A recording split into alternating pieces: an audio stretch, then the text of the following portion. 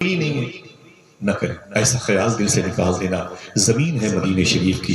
میرے آقا صلی اللہ تعالیٰ علیہ وسلم نے جنگ احد شریف کے موقع پر جب اپوزیشن جماعت میں جناب ابو سفیان اور جناب خالد ابن ولید آئے تھے حضور کی پاکیزہ مشن کو ختم کرنے کے ارادے سے، میرے آقا صلی اللہ تعالیٰ علیہ وسلم نے اپنے غلاموں کو لیا اور احد شریف جبل احد کے دامن میں پہنچے تھے، جہاں آج سید الشہداء سرکار امیر حمزہ لیٹے ہوئے، جہاں آج مصعب بن عمیر عبداللہ بن جہش لیٹے ہوئے، جہاں آج جناب حنظلہ اور خیسمہ جیسی عظیم شخصیتیں آرام کر رہی ہیں. 70 اصحاب حضور اس میں آرام کر رہے ہیں. معلوم ہے جنگ شروع نہیں ہوئی.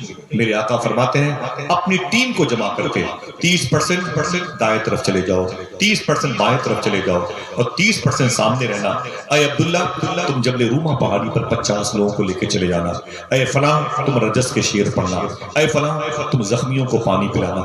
حضور نے اپنی صفوں کو ترتیب سے سجانے کا حکم دیا. اس کے بعد حضور نے فرمایا اے میرے عاشقو یہ بتاؤ کہ میرے خیمے کے سامنے میرا چوکی دار کون بنے گا؟ ایک دم سنبھلنا، ہنگامہ نہیں کرنا. حضور فرماتے کہ میرے خیمے کے سامنے میرا چوکی دار کون بنے گا؟ ایک پتلے دبلے صحابی تھے، بہت کمزور تھے. ان کا نام تھا حضرت زیاد. نام یاد رہے گا؟ حضرت زیاد. حضرت حضور نے جیسے کہا کہ میرے خیمے کے سامنے کون پہرے داری کرے گا، حضرت زیاد فوراً کھڑے ہو گئے. جب جناب زیاد کھڑے ہو گئے تو حضور نے ان کو دیکھا تو مسکرائے. ان کی صحت کو دیکھا حضور مسکرائے. فرمایا زیاد بیٹھ جاؤ. جناب زیاد بیٹھ گئے. جب جناب زیاد بیٹھ گئے تو پھر حضور نے فرمایا تم قلب کی طرف، تم میمنہ کی طرف، تم میسرہ کی طرف، اور تم زخمیوں کو پانی پلانا، تم تیر تلوار کمان پہنچانا، تم شہیدوں کی لاشوں کو وہاں رکھنا، تم دشمنوں کی لاشوں کو ادھر اٹھا کے پھینکنا، جو زخمی ہو جائیں ان کو وہاں رکھنا. اور اے میرے صحابہ یہ بتاؤ کہ میرے خیمے کے سامنے کون باڈی گارڈ؟ اگر دل کہے تو سبحان اللہ بولنا. پھر وہی زیاد کھڑے ہو گئے. جیسے زیاد دوبارہ کھڑے ہوئے نا، میرے آقا فرماتے زیاد بیٹھ جاؤ. جیسے جناب زیاد بیٹھے نا، ان کے قریب میں ایک صحابی نے کہا ہے زیاد تم بھی عجیب آدمی، اپنی صحت دیکھیے. اور پٹ سے کھڑے ہو جاتے، بیٹھو آرام سے. تو جناب زیاد کی آنکھ میں آنسو تھے. فرمایا تم چپ رہو، تمہیں پتہ نہیں ہے ہم جنگ طاقت کی بنیاد پر نہیں، حضور کی محبت کی بنیاد پر لڑنے کے لیے آئے. سبحان اللہ، کیسا عشق تھا. بیٹھے رہے. پھر میرے آقا نے فرمایا صفوں کو ترتیب سے سجاؤ، ادھر ادھر دائیں بائیں طرف جاؤ. تم ایسا کرنا، تم رجس کے شعر، تم انقلابی شعر، اللہ اکبر کے نعرے لگانا. اے میرے فوجیوں تم کمک کام کرنا، کوئی آواز دے تو اپنی فوج ادھر لے کے چلے جانا.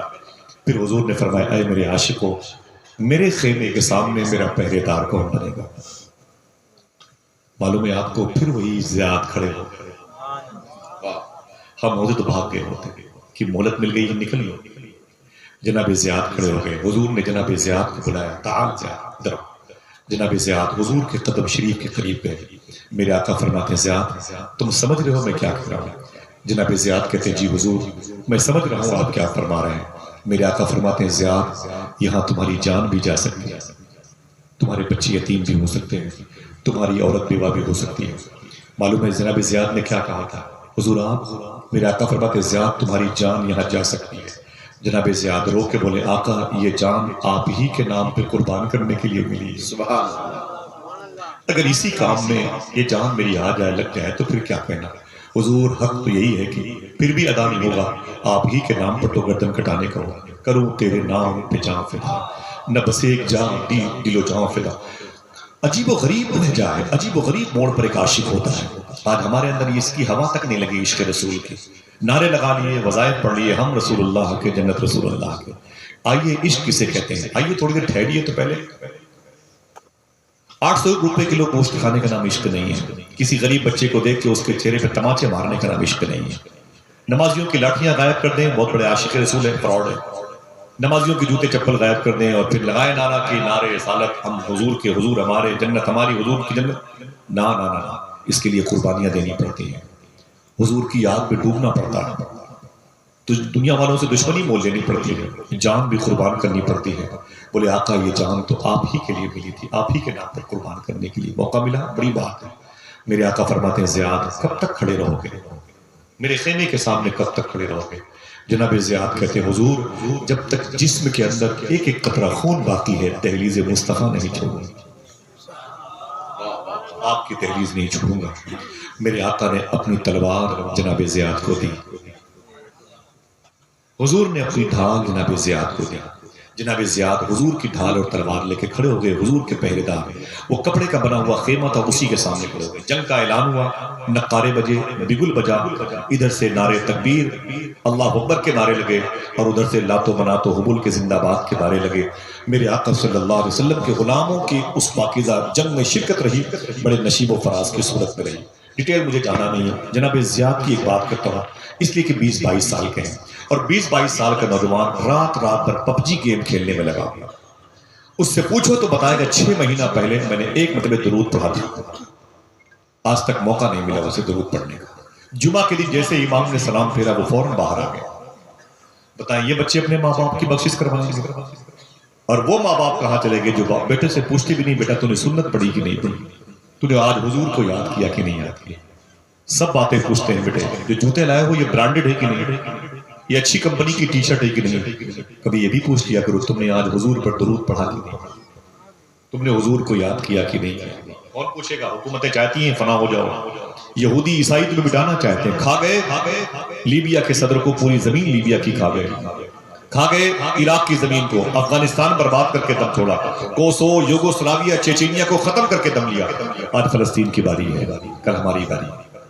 ہم بھی نہ رہیں گے اگر عشق رسول نہ رہا، ہم بھی مرنے سے پہلے مار دیے جائیں گے اگر حضور کا عشق نہ رہا، اور اگر دل میں عشق رسول رہا تو مرنے کے بعد بھی زندہ ہے۔ بے شک مرنے کے بعد آپ کی ذمہ داری بنتی ہے، علماء گھر گھر نہیں جاتا، آپ کو اللہ نے توفیق بخشی ہے کہ میرے حبیب کی مجلس میں آ بیٹھو، سوچو سمجھو، چراغ لو اور اس چراغ سے چراغ روشن۔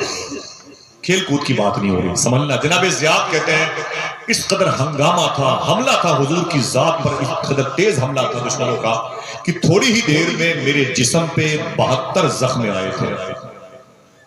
کتنے؟ آواز پہنچی؟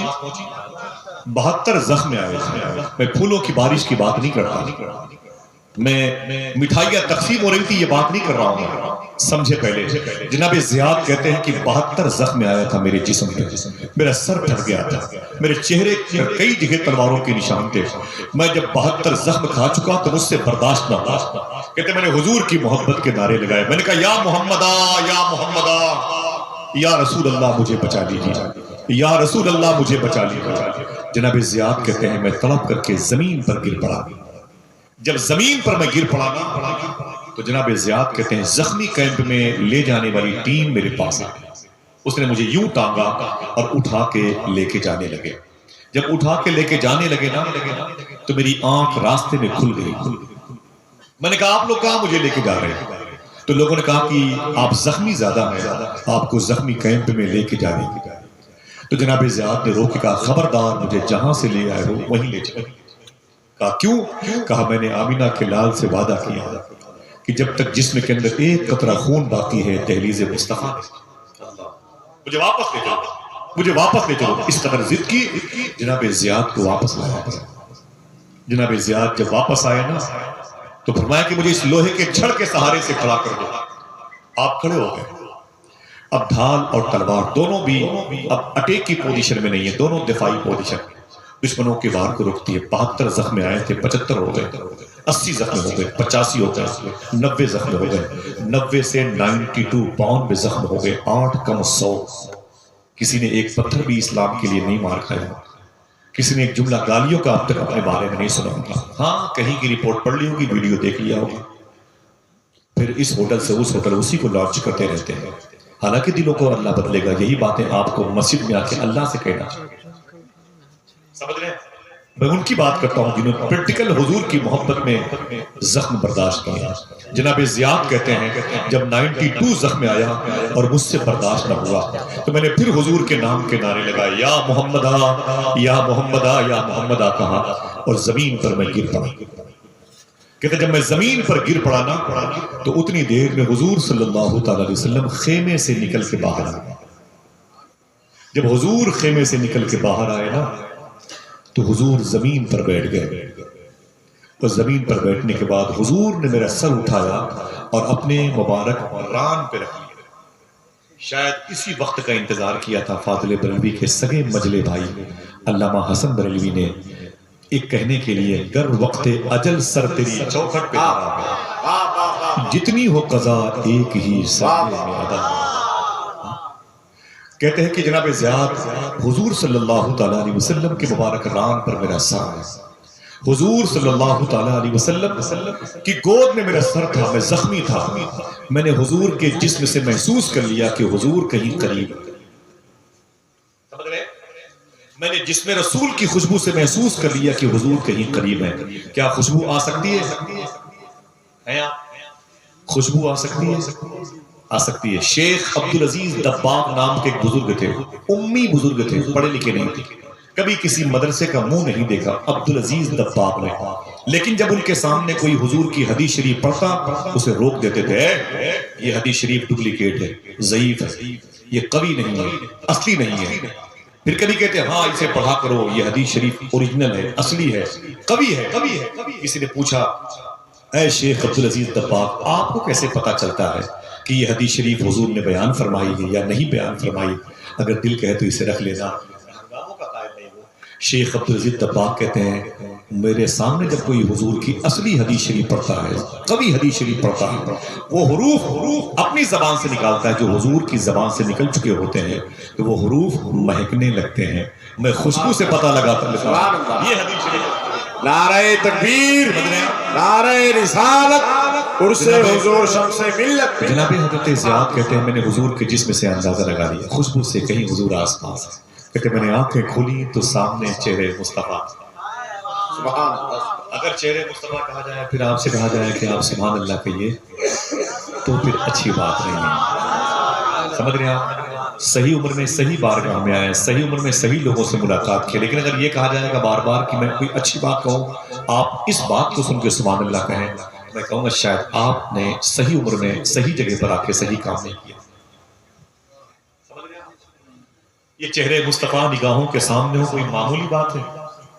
صاحب ذرا سوچو، حضور کا چہرہ سامنے، شاعر نے کہا تھا تیرا حسن میری نگاہ میں بخدا خدا کی کتاب ہے، تیری بندگی تو الگ رہی تجھے دیکھنا بھی ثواب۔ جناب زیاد کہتے میرے سامنے حضور کا چہرے نور تھا، آقا کریم اللہ صلی اللہ تعالی صلی اللہ زندہ آقا کریم صلی اللہ تعالی علیہ وسلم کی پاکیزہ چہرے نور کی تلاوت کی جناب زیاد میں کہتے میں نے آنکھ کھولی نا تو حضور کا چہرہ میرے سامنے تھا، حضور کو دیکھا تو میری آنکھیں بھر آ گئی، میری آنکھیں بھر گئی، لیکن آنکھوں کے اوپر زخم تھا اور خون کی وجہ سے، بلڈ کی لوڈ کی وجہ سے میری پلکیں بار بار بند ہوتی تھیں، جھپکتی تھی، بند ہوتی تھی۔ حضور کو احساس ہوا کہ زیاد کو آنکھیں کھولنے میں تکلیف ہو رہی ہے، تو حضور صلی اللہ علیہ وسلم نے اپنا داہنا ہاتھ جناب زیاد کی آنکھوں پہ رکھ دیا۔ سبحان اللہ۔ حضور نے اپنا داہنا ہاتھ جناب زیاد کی آنکھوں پہ رکھ دیا۔ جب آنکھوں پہ رکھ دیا نا تو جناب زیاد کہتے ہیں میں نے کانپتے ہوئے ہاتھوں سے اپنے ہاتھ کو اٹھایا نا، اٹھا کر کے حضور کی مبارک انگلیوں کے پاس لایا اور لا کر کے میں نے کہا آقا اپنی انگلیاں، اپنے ہاتھ، اپنے دست مبارک کو ہٹا دیجیے۔ میرے آقا فرماتے کیوں؟ جناب زیاد رو کے بولے حضور موت کا فرشتہ میرے سامنے کھڑا، میری روح نکلنے والی ہے، مجھے اپنا چہرہ دیکھنے دیں، مجھے اپنی پیشانی دیکھنے دیں، اپنی آنکھیں دیکھنے دیں، اپنی زلفیں دیکھنے دیں، اپنے لب و رخسار دیکھنے دیں، اپنا زخم، اپنا صدر مبارکہ دیکھنے دیں۔ حضور موت کا فرشتہ میری روح لے کے جب اللہ کی بارگاہ میں ابھی جائے گا، میں دنیا سے چلا جاؤں گا، میری روح جب اللہ کی بارگاہ میں پیش کی جائے گی، مجھ سے اللہ پوچھے گا اے زیاد کہاں سے آ رہا ہے؟ تو کہہ دوں گا اے میرے مولا چہرے مصطفیٰ دیکھ کر کے آ رہا ہوں، جبین مصطفیٰ دیکھ کر کے آ رہا ہوں۔ اے میرے مولا میرا کون تھا دنیا میں؟ دل جس سے زندہ ہے وہ تمنا تمہیں تو ہو، ہم جس میں بس رہے ہیں وہ دنیا تمہیں تو ہو، جو دستگیر ہے وہ تمہارا ہی ہاتھ ہے، جو ڈوبنے نہ دے وہ وسیلہ تمہیں تو ہو۔ آقا اپنے ہاتھوں کو اٹھائے، میرے آقا صلی اللہ تعالی علیہ وسلم کی گود میں جناب زیاد تھے اور حضور ہی کی ران مبارک پر ان کی روح مبارکہ نکل گئی۔ یہ وہ شخصیتیں تھی جن کی قبر شریف کے قریب سے گزرو گے تو آپ کے دل سے آواز آئے گی محمد اللہ کے رسول جو ہیں وہ ایسوں کے دلوں میں رہا کرتے تھے جو اس مبارک قبر شریف میں لگے۔ ہمیں کوئی نہیں پوچھتا. ہماری قبروں پر ہمارے بچے لوڈو اور تاش کھیلیں گے. ہمارے بچوں پر کتوں کے بھونکنے کی آواز آئے گی ہماری قبروں پر. ہماری قبروں پر لوگ چھوٹے بچوں کو لے آئیں گے سائیکل سیکھنے. ہمارے بچوں میں قبروں پر بچے فٹ بال کھیلیں گے. کیوں؟ ہم نے جانے والوں کی قدر نہیں کی, اپنے آپ کو قدر کی نگاہ سے نہیں دیکھا. یہ دل جسے حضور کی محبت کا ATM کہا جاتا ہے, آج وہ دل گناہوں میں ڈوبا ہوا ہے. عاشق رسول کیسے بنے گا؟ کیسے عاشق رسول بنے گے؟ مجھے بتائیں. معلوم ہے یہ دل وہ لڑکیاں میں نے بتایا نا جو 80% لڑکیاں اپنا جسم خنزیر کا گوشت کھانے والوں کو دے رہی ہیں. وہ لڑکیاں جنہیں درود پڑھنا چاہیے تھا ان ہونٹوں کو شراب پینے والوں کے حوالے کرتی ہیں. وہ لڑکیاں جنہیں قرآن پڑھنا چاہیے تھا ان آنکھوں سے ننگی تصویریں دیکھتی ہیں. اور ہمارے نوجوانوں کے اندر بھی بڑی بے راہبی اور آوارگی پائی جاتی ہے.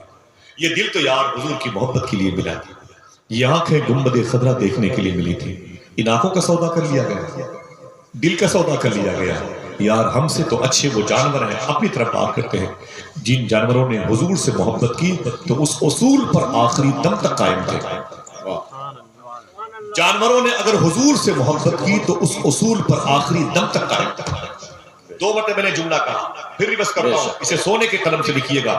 اگر جانوروں نے حضور سے محبت کی تو اس اسلوب پر, آئین پر, آرٹیکل پر وہ زندگی پر قائم تھے. آپ سوچو کہ بازاری بات کی نا سے بھئی آپ لائے نا جانوروں کو بیچ میں. میں بتاتا ہوں یہ وہ جانور نہیں تھے, یہ وہ جانور تھے کہ ہم جیسے اشرف المخلوقات ہو کر کے بھی ان پر ناز کرتے ہیں. ان کا دل حضور کی محبت میں تڑپتا تھا. معلوم ہے آپ کو آج ہمارے سامنے حضور کی باتیں کی جائیں, ہمیں چھوڑو بھائی, کوئی لمبی آواز کا آدمی لاؤ, کوئی لطیفے سنانے والا انسان لاؤ, کوئی ہنسی مذاق کرنے والی آواز لاؤ, بچے کھیلتے کودتے بھاگ لگے. یہی اسپین میں ہوا تھا. اسپین کے مسلمان لڑکوں کے سامنے, لڑکیوں کے سامنے جب حضور کی باتیں ہوتی تھی وہ ہنستے تھے. مسلمانوں کے بچے بولے آ گئے دقیانوسی خیال لے کر کے, پھر وہی پرانا ڈھرا لے کے آ گئے, یا رسول اللہ کے لگاؤ نعرے. چھوڑو دنیا چاند پر جا رہی ہے, مولویوں اپنا اپنا کام کرو, ہمیں چاند پر جانے دو. جب مسلمانوں کے لڑکے اور لڑکیوں کا یہ تیور ہو گیا, شراب خانوں سے میکدے آباد کرنے لگے, تو معلوم ہے ان پر اللہ کا عذاب آیا. 2.5 دن میں 3.5 لاکھ مسلمان مارے گئے. دنیا کی سب سے بڑی مسجد اسپین میں تھی جسے قرطبہ کہتے ہیں. اتنی بڑی مسجد تھی کہ اس میں روزانہ چراغ روشن کرنے کے لیے 40 من سرسوں کا تیل لگتا. یاد رہے گا, 40 من سرسوں کا تیل روزانہ ایک مسجد میں ایک رات میں خرچ ہوتا تھا. اتنی بڑی مسجد اسپین میں تھی. آج اسی مسجد میں 75% بگ بازار, شاپنگ سینٹر, منڈیاں کھلی گئی. 25% زمین پر شراب خانے کھلے ہوئے, جہاں روزانہ ہزاروں لڑکیوں کی عزتیں لوٹی جاتی ہیں, روزانہ حرام کھاری ہوتی ہے. اللہ کے گھر میں قرآن پڑھنے پر پابندی ہے, اذان دے نہیں سکتے. ٹھہرو, اگر ہم نے حضور کی محبت کی طرف اپنے قلب کو نہیں مائل کیا تو آنے والے دنوں میں کے لیے بھی خطرے کی گھنٹی بجنا شروع ہو گئی. حکومتوں کے جانے کی بات کرتے ہو, دل سے بروں کا خیال نکال دو, حکومتیں خود بخود چلی جائیں. ہر کام میں تو پڑھے لکھے نظر آتے ہیں ہم, لیکن حضور کی محبت کے معاملے میں حساسیت نہیں پیدا کرتے. حضور سے عشق کے معاملے میں ہم خاموش ہو جاتے ہیں. وہ کیسی عورتیں تھیں جب ان کے بچے بیمار ہوتے تھے تو ان کی سہیلیاں کہتی تھی میری بہن اپنے بچے کو کسی حکیم, ڈاکٹر, اطباء کے پاس جا, کسی مطب میں جا. تو بہنیں بولتی تھی نا نا نا, مجھے مشورے مت دے, مجھے مشورے مت دے. بولے کیا ہوا؟ بولے میں کہیں نہیں لے کے جاؤں گی, میرا بچہ بیمار. بولے پھر ٹھیک کیسے ہوگا؟ عورت روتی تھی خوش ہو کے. بولے 2 دن کے بعد میرے دروازے پر میلاد شریف کی محفل ہونے والی ہے, میں اپنے بچے کو حضور کی محفل میں لے کے جاؤں گی, میرا بچہ حضور کی نعتیں سنتے سنتے شفا پا جائے گا. اب یہ نظریہ کہاں چلا گیا؟ اب یہ خیال, اب یہ فکر, یہ سنس کہاں چلا گیا؟ اللہ دوستو, لوگ یہ بھی کہتے ہیں کہ بھائی یہ کیا ہے حضور کے بنی سے, بھائی اس میں اتنے پیسے کیوں خرچ ہوتے ہیں, یہ پھول چادر گا کر, یہ کیا مطلب؟ بھائی غریب بچیوں کی شادی کرا دو. صاحبو بہت اچھی بات آپ نے کی, بہت اچھا مشورہ بھی آپ نے دیا, آپ کے مشورے کو سلام کرتا ہوں. لیکن خدا کی قسم یہ کارپیٹ حضور صاحب سجادہ کی کوشش, اس مبارک پورے خاندان کی دعائیں اور پورا گھر حضور کے لاڈلے کے مہمانوں کے لیے ٹوٹا ہوا بچھا ہوا نظر آتا ہے. یہ شامیانے, یہ مبارک برکتوں کے یہ آئینہ خانے کیوں ہے بھائی؟ اتنے پیسے کیوں لگائے جاتے ہیں؟ میں بتا دوں آپ کو اس سے فائدہ کیا ہے, چپ کے سنیے گا. امام جلال الدین سیوطی فرماتے ہیں میں ایک قبرستان کے قریب سے گزرا تو میں نے کیا دیکھا کہ ہر قبر میں مجھے نور نظر آیا. سبحان اللہ سبحان اللہ. آپ کیوں بولیں گے سبحان اللہ؟ ابھی تو آپ سبحان اللہ. جس کی قبر میں ہو اپنا وہ سبحان اللہ کہے. بھائی جانا تو وہی ہے نا بھائی. زندگی کیا کسی ہمسائے کا زیور تو نہیں، ایک دھڑکا سا لگا رہتا ہے کھو جانے. سمجھ رہے ہیں اللہ اکبر. کیا کہتا شاعر نے سمیع فراز؟ جنازہ رہبری کرتا ہے پیچھے چلنے والے، دکھاتا ہے انہیں منزل جو رستہ بھول بیٹھے. اللہ اکبر اللہ. آج عجیب و غریب فضا ہے، معلوم ہے بات بات میں اتنے ڈیکوریٹ کی کیا ہے بھائی، یہ پھول، یہ ہار، یہ چادریں، اتنی خوبصورت. ان قبروں میں حضور آئے، ان قبروں میں حضور آئے تھے. ٹھیک بولے چمک روشنی اسی وجہ سے. ٹھیک ہے تیری قبر میں روشنی زیادہ کیوں؟ یہ بتا تیری قبر میں روشنی زیادہ کیوں ہے؟ دیکھنا کتنے لوگ سبحان اللہ کہتے ہیں، جب پہلے ہی کہہ دیا تو جملہ بولنے کی کیا ضرورت ہے. ٹھیک ابھی تو انتظار ہے. یہ بتا کہ سب قبروں میں نور کیوں ہے؟ بولے حضور آئے تھے. تیری قبر میں نور زیادہ کیوں ہے؟ اس نے کہا بات یہ کہ میری قبر میں حضور آئے بھی تھے، مسکرائے بھی تھے. حضور آئے بھی اور مسکرائے بھی. اچھا یہ بتا تیری قبر میں حضور مسکرائے کیوں تھا؟ یہ سوال کرنے والوں یہ جواب بھی لے کے جاؤ تاکہ تمہارا سوال چھوٹا ہو جائے، جواب بڑا ہو جائے. یہ بتا تیری قبر میں حضور آئے بھی تھے اور مسکرائے بھی تھے کیوں؟ وہ کہتا ہے بات یہ ہے نا، میری چھوٹی سی دکان تھی.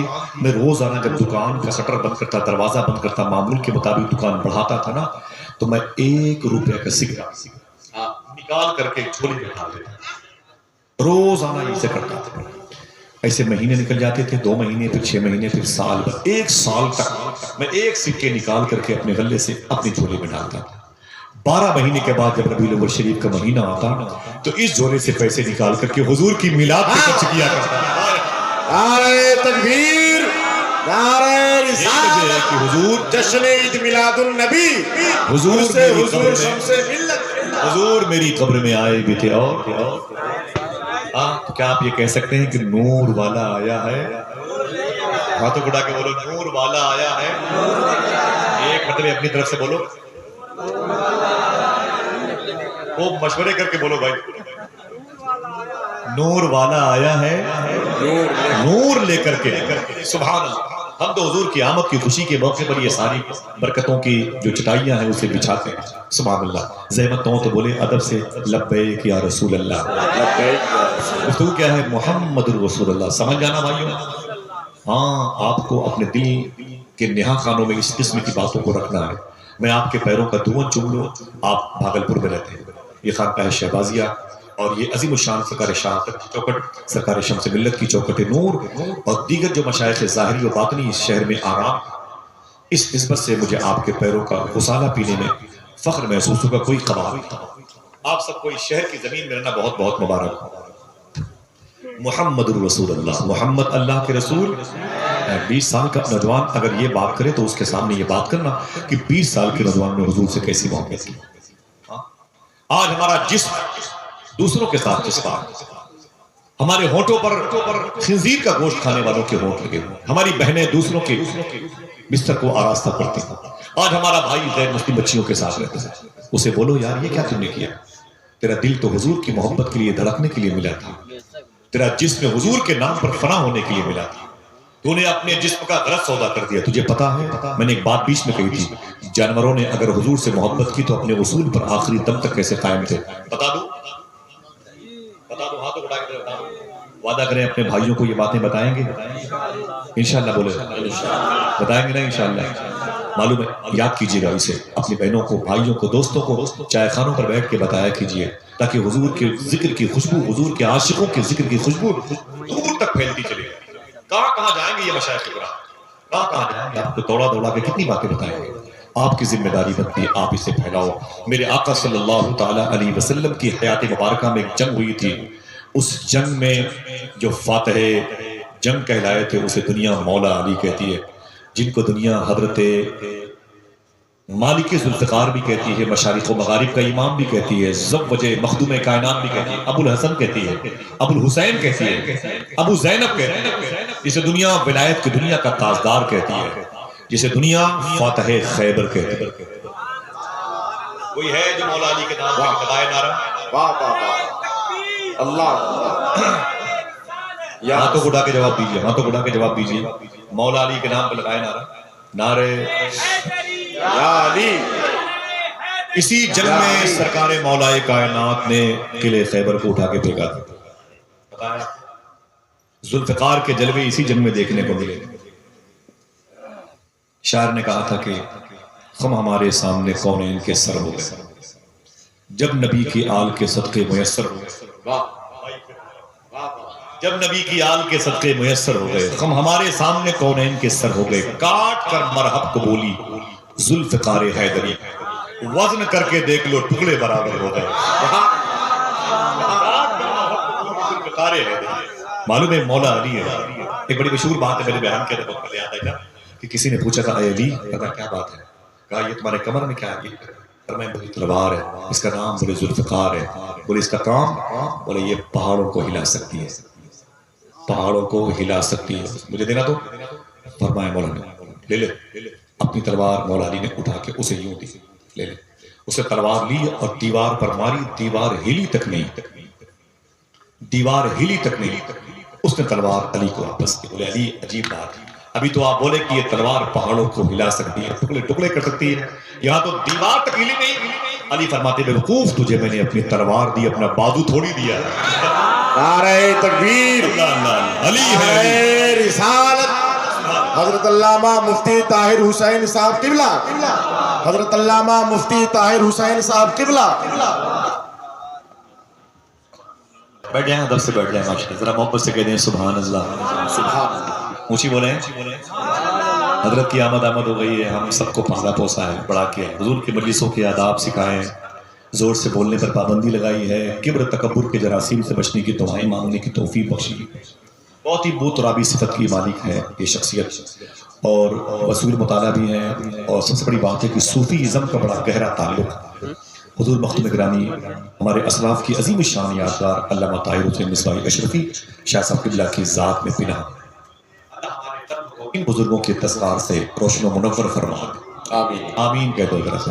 کسی نے پوچھا تھا اے علی اللہ کس سے راضی ہے؟ کسی نے پوچھا تھا اے علی اللہ کس سے راضی ہے؟ جواب سمجھے؟ آپ نے فرمایا جو اللہ سے راضی ہے اللہ اس سے راضی ہے، واہ واہ واہ، جو اللہ سے راضی ہے اللہ اس سے راضی ہے۔